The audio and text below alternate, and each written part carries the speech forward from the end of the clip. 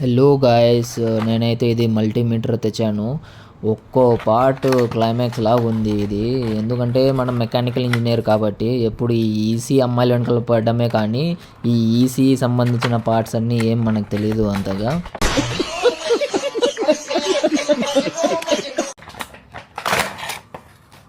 ఇదైతే వెళ్ళి తీసుకొని వచ్చాను. దీన్ని ఎలా ఆపరేట్ చేయాలో అంతా మొత్తం నేర్చుకున్నాను కూడా నేను.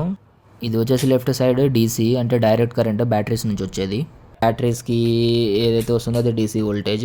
ఇంకా రైట్ సైడ్ వచ్చేసి ఇది AC current, alternate current. And ఇది వచ్చేసి కంటిన్యూటీ, డయోడ్స్ అండ్ కంటిన్యూటీకి. అండ్ టోటల్గా లెఫ్ట్ సైడ్ వచ్చేసి రెసిస్టెన్స్ అనమాట. అండ్ ఇప్పుడు ఈ రెడ్ కలర్ పాజిటివ్ వచ్చేసి మనం ఎప్పుడు దీనికి ఇవాళ వోల్టేజ్, మిల్లీ యాంపియర్స్, రెసిస్టెన్స్కి చెక్ చేసేదానికి.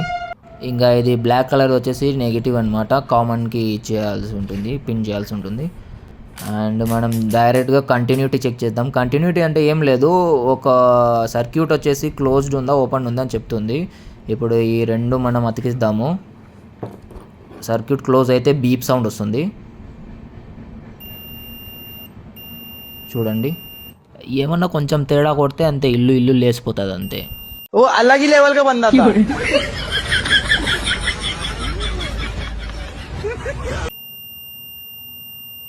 అయ్యా పనిచేస్తుంది, మంచిగానే ఇచ్చినాడు షాపోడు.